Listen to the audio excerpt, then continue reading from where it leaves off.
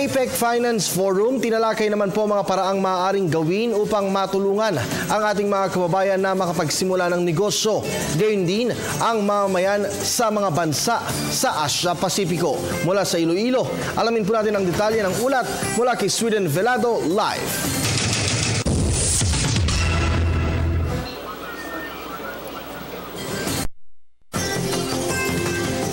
Maraming salamat sa iyo, Kirby. Alam mo, upang makapagsimula ng negosyo, kailangan ay may sapat na kaalaman ng isang individual sa sektor o industriya ang kanyang pinapasukan. At sa naganap nga na APEC Finance Forum, sumentro ang talakayan sa paggawa ng action plan para matugunan yung mga karaniwang issue na nararanasan ng sinumang nais magsimula ng negosyo, kagaya ng saan ba sila kukuha ng puhunan o kapital at ano yung mga kailangang know-how skill, pati yung mga kaalaman na rin sa merkado at property rights.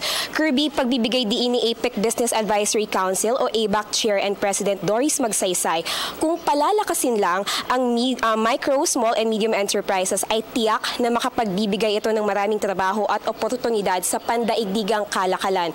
Para sa mga nais magsimula ng maliit na negosyo, subalit walang puhunan, maaaring magkaroon ng microfinancing upang makapagpahiram ng kapital sa mga business starter. At dahil ang rehiyong Asia Pasipiko ay malimit daanan ng kalamidad tulad na lang ng Pilipinas, nakikita ni Magsaysay ang kahalagahan din ng catastrophe bonds. Ito yung mga pwedeng pagkunan ng pondo ng mga negosyanteng maapektuhan ng sakuna upang muling maitayo at maitaguyod ang kanilang negosyo. Ibig sabihin, anuman ang mangyaring kalamidad o sakuna ay hindi tuluyang babagsak ang kanilang negosyo. At kanina alas 12 ng tanghali, maidagdag ko lang sa naganap na press briefing na pinangunahan naman ni Iloilo City Mayor Jed Mabilog. Ibinahagi niya sa atin ang magandang balita na nadagdagan ang bilang ng turista dito sa Iloilo City. Sabi niya, 3,000 hanggang 5,000 turista ang nadagdag na dumayo dahil na rin sa APEC meetings. At inaasahan niya na taas pa ang bilang na ito, lalo pat sa katapusan ng taon ay fully booked na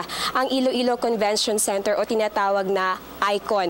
At ngayon, Kirby, ang inaantabayan na natin ay yung magaganap na press briefing alas 2 ng hapon na pangunahan naman ni Undersecretary Zenaida Maglaya ng Department of Trade and Industry. At yan muna ang pinakahuling balita mula rito sa City of Love, ang Iloilo City, kasama si Barry Yumol at buong pwersa ng RTVM. Ako po si Sweden Velado para sa Telebisyon ng Bayan. Alright, maraming salamat sa iyo, Sweden.